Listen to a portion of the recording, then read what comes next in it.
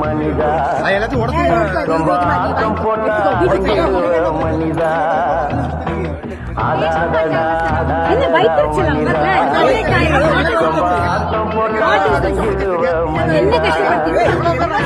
அந்த பாதி கொடுத்து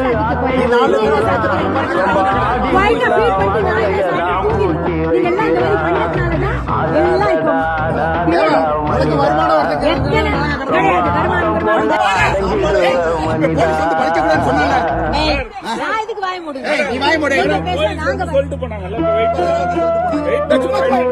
போட்டோ நீ போட்டோ எடு எப்படி எப்படி எடுத்து என்ன பண்ணுவாங்க